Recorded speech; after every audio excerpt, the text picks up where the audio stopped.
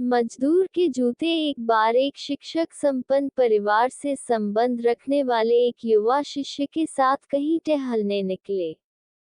उन्होंने देखा कि रास्ते में पुराने हो चुके एक जोड़ी जूते उतरे पड़े हैं, जो संभवतः पास के खेत में काम कर रहे गरीब मजदूर के थे, जो अब अपना काम खत्म कर घर वापस जाने की तैयारी कर रहा था।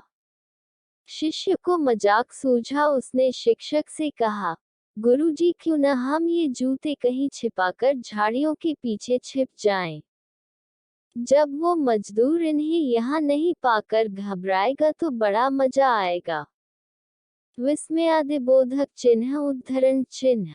शिक्षक गंभीरता से बोले, किसी गरीब के साथ इस तरह का भद्दा मजाक करना ठीक नहीं है। क्यों ना हम इन जूतों में कुछ सिक्के डाल दें और छिप कर देखें कि इसका मजदूर पर क्या प्रभाव पड़ता है। विस्मयादिबोधक चिन्ह उद्धरण चिन्ह। शिष्य ने ऐसा ही किया और दोनों पास की झाड़ियों में छुप गए। मजदूर जल्द ही अपना काम खत्म कर जूतों की जगह पर आ गया। उसने जैसे ही एक पैर जूते में डाले, उसे किसी कठोर चीज का आभास हुआ। उसने जल्दी से जूते हाथ में लिए और देखा कि अंदर कुछ सिक्के पड़े थे। उसे बड़ा आश्चर्य हुआ और वो सिक्के हाथ में लेकर बड़े गौर से उन्हें पलट पलट कर देखने लगा। फिर उसने इधर उधर देखने लगा। दूर दूर तक कोई नजर नहीं आया तो उसने सिक्के अपनी जेब में डाल लिए। अब उसने दूसरा जूता उठाया, उसमें भी सिक्के पड़े थे। मजदूर भाव विभोर हो गया। उसकी आंखों में आंसू आ गए।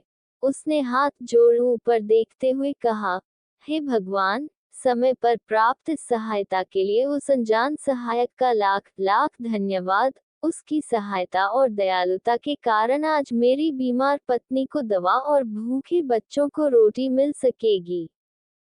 मजदूर की बातें सुन शिष्य की आंखें भर आईं। शिक्षक ने शिष्य से कहा, क्या तुम्हारी मजाक वाली बात की अपेक्षा जूते में सिक्का डालने से तुम्हें कम खुशी मिली? शिष्य बोला, आपने आज मुझे जो पाठ पढ़ाया है, उसे मैं जीवन भर नहीं भूलूंगा। आज मैं उन शब्दों का मतलब समझ गया हूँ जिन्हें मैं पहले कभी नहीं समझ पाया था, कि लेने की अपेक्षा देना कहीं अधिक आनंददायी है। देने का आनंद असीम है। देना देवत है। दोस्तों, सचमुच जॉय ऑफ गिविंग से बढ़कर और कोई सुख नहीं है। हमें इस कहानी से शिक्षा लेते हुए अपनी अपनी क्षमता के अनुसार जरूर कुछ न कुछ दान देना चाहिए और जरूरतमंदों की हर संभव मदद करनी चाहिए।